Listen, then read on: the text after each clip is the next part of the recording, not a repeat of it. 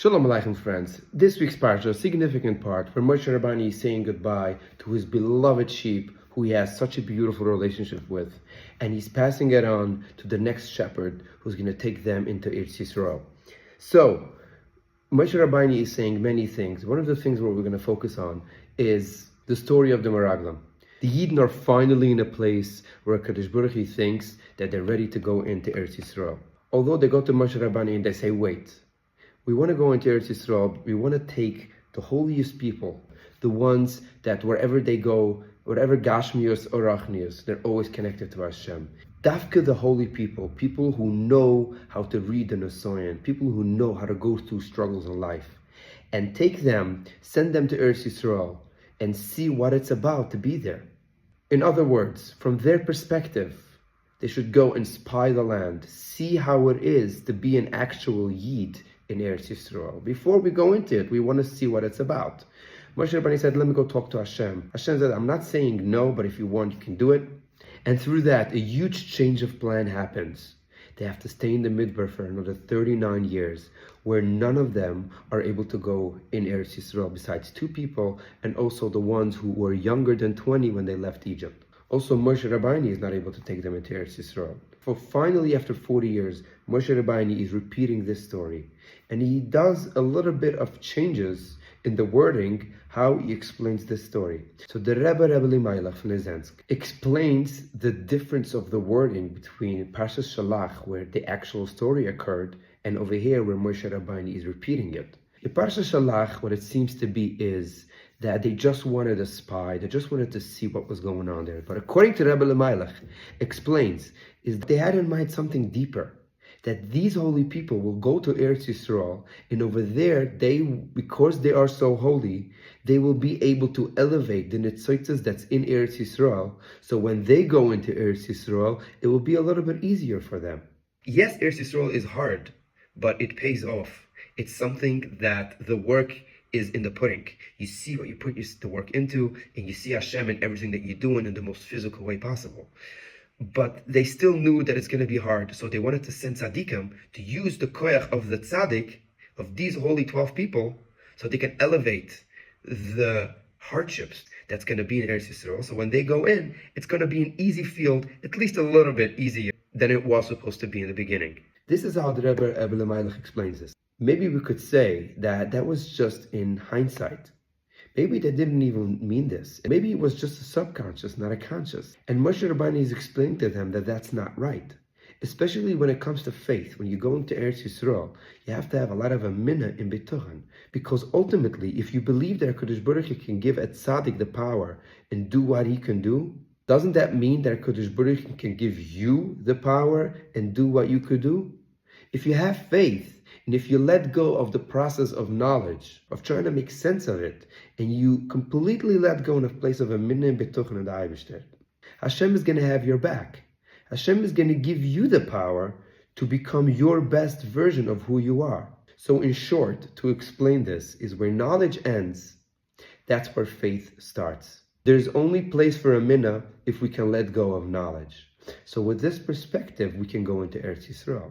Because every person has a personal relationship with Hashem. Moshe Rabbeinu is telling them, I'm not going to be there. Every person is going to have a Moshe Rabbeinu in them. Of course, there needs to be a Minas Chachomim. But there's also a Moshe Rabbeinu inside of you. And if you don't believe that, you cannot go into Eretz Yisrael. You have to stay here another 40 years and realize that. And this is what Moshe Rabbeinu is explaining to them.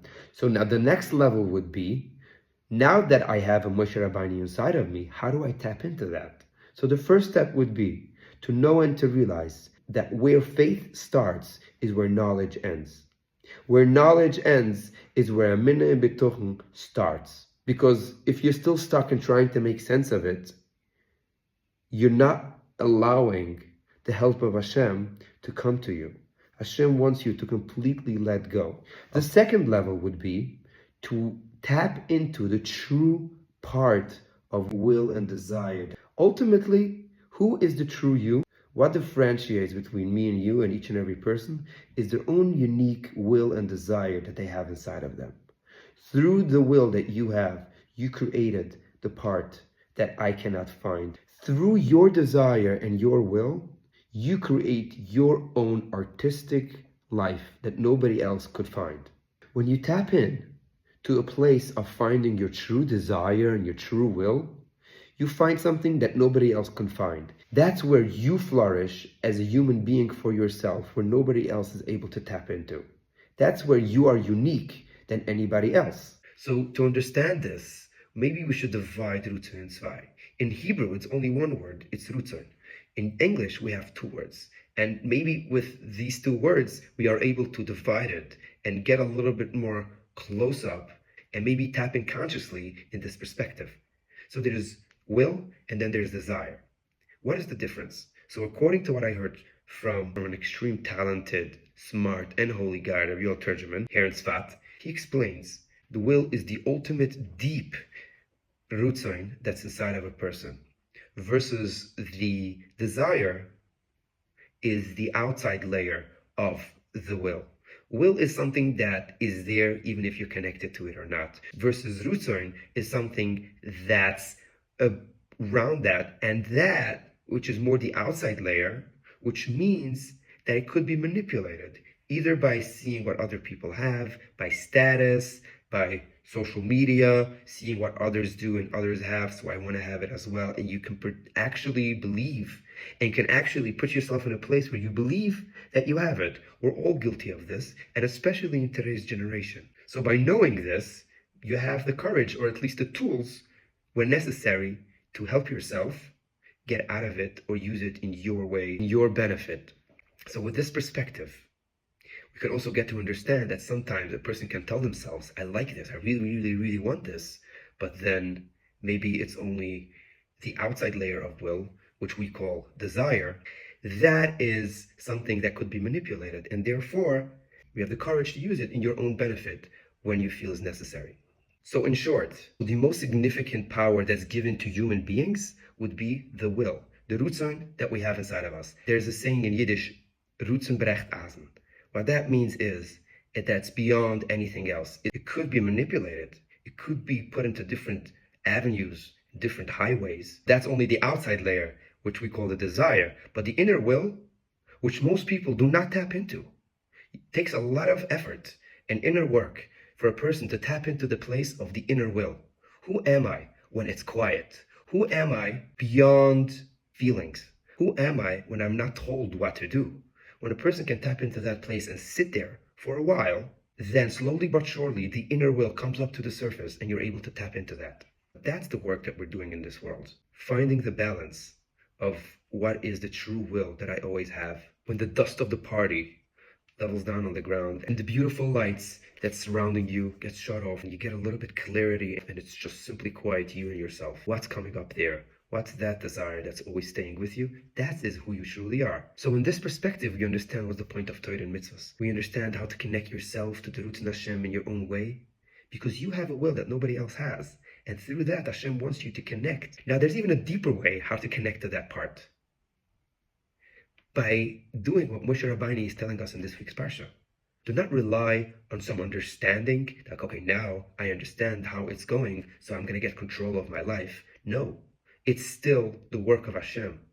Because without the help of Hashem, you couldn't move your finger, you couldn't do anything. It's Hashem that's guiding you and at least telling you that, or at least making you believe that you're in control. So why don't you go straight to the Master and ask Him to help you? Talk to Him, tell Him, hey, I have this desires, I have the wills. Who am I? What am I? What's the true me? How do I find that? And how do I keep it to always know who I am? And how do I actually keep this relationship going between me and you so I automatically always know the fact that you're right here next to me and can always talk to you? I don't have to go somewhere or be something or wait for whatever to talk to you right here, right now. And with this perspective, a person can always tap in to the real Rutzon Hashem, with the Eibishter will finden. And over there is true success, together with happiness, together with not losing yourself, which is living in this very moment. L'chaim.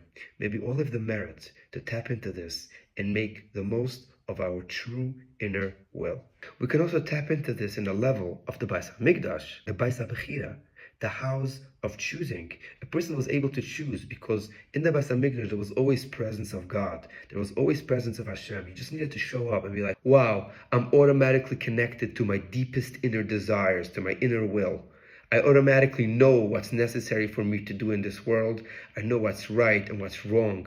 Because if your person is connected to Hashem, there is automatically clarity and they know automatically what's right. In the most confusing times, a person knows what's right if Hashem is always there with you. And it's possible to do that. It's just hard because we don't see it in the flesh. So let's ask Hashem to bring the Beis HaBchira, to bring the Beis HaMikdash soon, today. So at the time of Tisha B'Av, we won't have to fast.